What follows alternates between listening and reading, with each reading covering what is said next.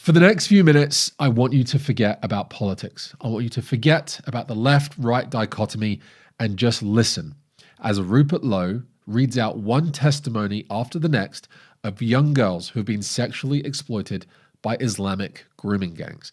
Now, most people won't watch this. Most people will find it too disturbing and horrific or think that this is Islamophobic to talk about this or something. But if you do stick around, you'll begin to understand why it is that this issue has completely fractured the United Kingdom and why civil war feels so imminent. So, without further ado, let's watch this video clip from Rupert Lowe in the parliamentary hearing about the grooming gangs. Let's go. Firstly, I would like to thank the 260,974 British men and women who signed the petition to make this debate possible. And I want to welcome these brave survivors who are sitting behind us in the hall. This debate is about them. As you quite rightly say, it's not about politics.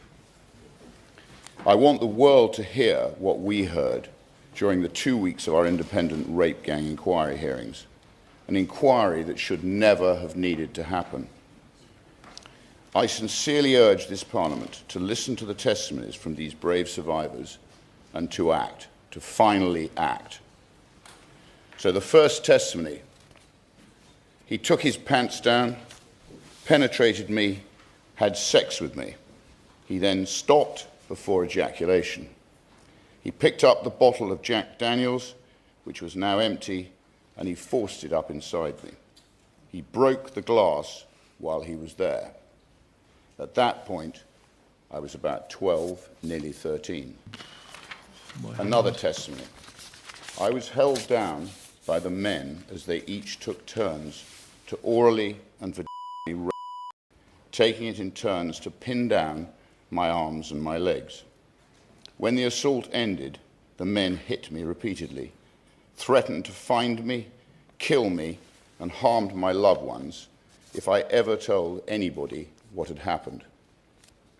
Another: comments were constantly made suggesting that white girls, the Christian girls, were viewed as having fewer morals or lower values, whereas Muslim girls were described by some of the men as having dignity and higher moral standing. These comparisons were used to justify the way I was treated and to further humiliate and control me. Another: she was a white woman herself, who I imagine may have been groomed, and has obviously now married into the family, shouting obscenities at us. Throughout the whole sentencing, she was constantly saying, "F*** liars, lying white bitches." She said to me that God will be the witness for what happens to me.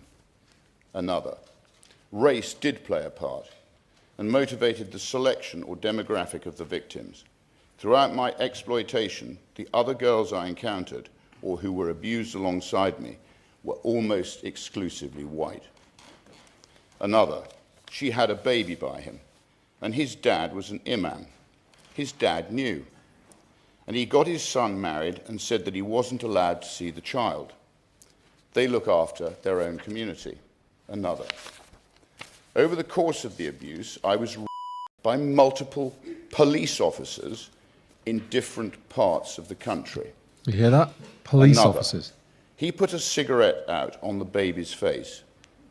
Another: it started when I was 13.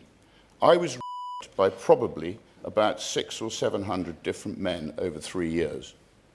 Another: they would toot the horn of the car, and then a child would be taken to the front door by a staff member of the children's home. Another: I was bleeding from both my vagina and my back passage and was so swollen I could not sit down. I told hospital staff my drink had been spiked and I did not know what had happened because I was too afraid to tell the truth. They did not ask any questions. They gave me tablets and discharged me. I was 15 years old. Another: things would escalate around Eid and holidays. Parties got bigger, got worse, got more violent. More people involved, more girls involved. The parties were just bigger.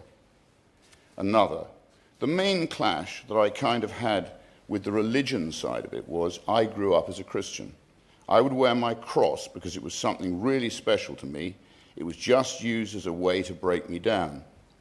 They said, "Where is your God now? Has your God forsaken you?"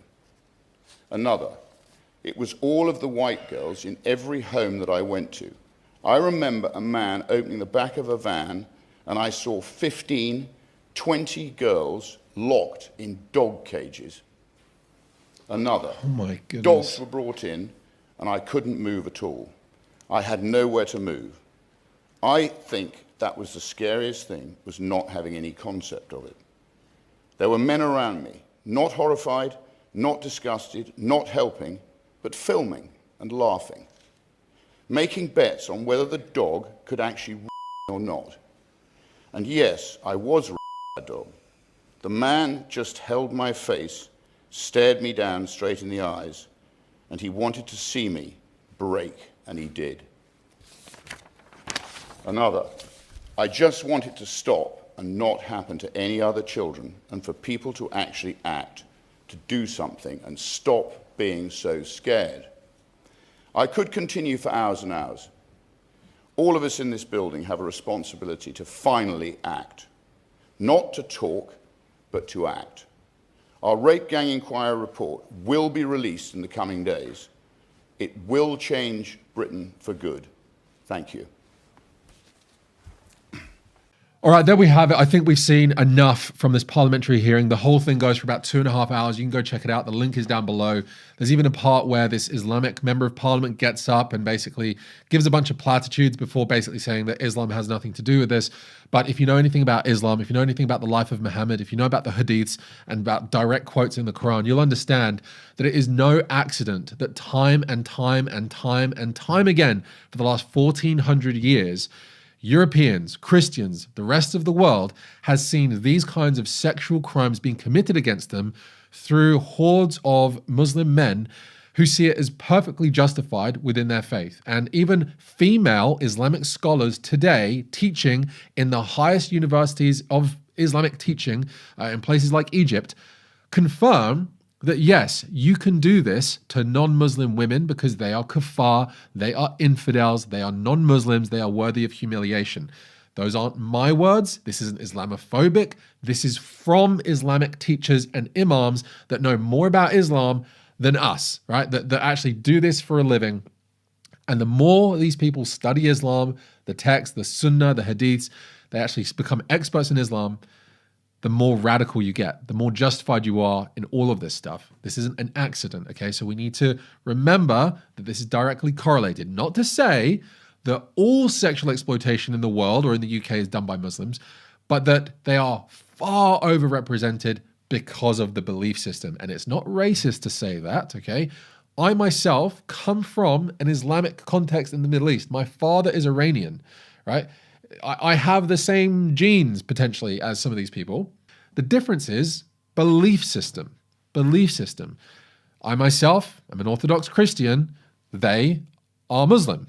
Now, there are major differences in worldviews going on, and it is those worldviews and those belief systems which drive decisions and choices and actions against certain people. So we have to remember, particularly if you're watching this and you're from the left, that it's not racist to say this and it's not Islamophobic to say this, because the term Islamophobia denotes an irrational fear of Islam, right? But we're not talking about an irrational fear or concern. We are talking about a very, very real, rational threat. And we need to remember the origins of the term Islamophobia didn't just pop out of the ground like a daisy and just was with us one day. It was engineered by the Muslim Brotherhood and the Islamic Revolution, the Islamic Republic of Iran, who pushed this narrative into the West as a way of instilling Islamic Sharia speech codes, which prohibit, under like blasphemy laws, any criticism of Islam or the Quran or Muhammad, pushed into the West to basically have the same kind of Sharia law in a secular context. That's what Islamophobia means. And you've seen that time and time again over the last 20, 30 years, that one word has enabled these grooming gang members to get away with everything. We know that in Germany, there were like care homes or like, youth centers for children. The young girls were being sexually exploited by Muslim members of this youth club. But the youth club wouldn't report on it because they were worried about being called Islamophobic. So they were protecting these Muslim kids.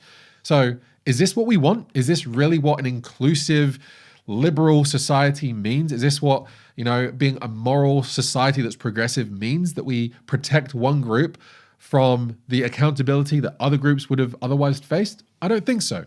So we need to get beyond this left-right dichotomy and use our brains, our common sense, use our hearts, understand what's going on here. Now, one of the big shocking things here, and believe me, I'm withholding like 95% of what I really want to say because I'm trying not to get this video taken down. The police were involved in the sexual exploitation of these young girls. Did you hear that part? Right? We've heard time and time again that these young girls have gone to the police only to be turned away, where they've been covered up, where reports have gone missing, right? They haven't made these arrests. And in fact, they have arrested the family members of these young girls who have been taken hostage, drugged, exploited in these houses, and they've arrested the fathers. They've taken the fathers away for trying to rescue their girls. How much have the police been involved in this, right? Is it all police officers? Is it police officers with a particular belief system? What's going on here? We need an investigation. This is huge. This is mega big news, and we need to be looking into this and sounding the alarm and calling on whistleblowers. We need more whistleblowers within the police force getting their stories out. Now, we also heard that during Islamic celebrations, the exploitation of girls goes up. This is standard. If you actually understand Islamic ideology, this is to be expected. But there's another thing here which is extremely concerning and worrying and demonic, and that is the targeting of young Christian girls. And when they're wearing their cross, something that they hold dear, something that I wear all the time, they are targeted by these Islamic men and mocked while they're being exploited, saying, "Where's your God now? Where's your God now? Why doesn't your God come and rescue you?" Now, what does that sound like? Right? When Christ was on the cross, he was being crucified. The criminal being crucified next to him said the same exact thing verbatim. Where's your God now? Why doesn't your God, that you are apparently the son of, come and take you down from the cross? Verbatim. Verbatim. The same exact words are being spoken. These are the words of the snake, the words of Satan himself. Verbatim being used against these young girls who are carrying this incredibly heavy cross on their backs, on their bodies. And that is the cross of the institutions, the police, the government looking the other way, doing nothing to protect them, being completely ignorant, being involved and in bed with the grooming gangs, right? This is the cross that these young girls are carrying with their entire lives and bodies. They are carrying that cross for the nation. They are being sacrificed. These young girls are being sacrificed on the altar of stupid government immigration policy, on multiculturalism to the nth degree, that it will never result in any bad outcomes. Let's bring in as many people from the Islamic third world as possible. That sounds like a good idea. The bankers, right, who want more people in to keep housing prices up or something, to stop the big baby boom bubble from bursting, right? These young girls are being crucified on this cross, and they're being mocked for it by their abusers, as is to be expected when you're a Christian, which Christ himself promises us when we follow him. Okay, and more strength to those girls. Absolute martyrs, in a sense, And of course, the British government has lost its integrity. And so it is now part of the dark side, if you want to talk in symbolic language. This is what's really going on. This is what's going on. So it's no wonder this has been going on for so long. It's no wonder why the institutions, the governments, the police, the human rights services of the United Nations, why youth centers, everyone is failing them at every single level. The entire country of the UK and most of Europe now has completely lost the plot. Lost the plot. This is what's really going on. God bless Rupert Lowe for doing this and other people speaking up against this. And if you're on the left, I encourage you to use your common sense and see this. I know deep down you see this is wrong. Please, if there's anything standing in the way from you talking about this, thinking it's Islamophobia, racism, it's not. It's not. I share like most of my genetic makeup with these same people who are doing this from the Middle East. And I can tell you it's wrong. It's not racist to say that. It's not Islamophobic to say that. I have many Islamic family members in Iran. we need to talk about this. We need to talk about this. All right, that's the end of the video. God bless you. Please help me get this message out. Give this video a thumbs up, hype it, comment down below. Check out the merch store if you wish to support the channel. And subscribe if you haven't already. And I'll speak to you in the next one. God bless you all.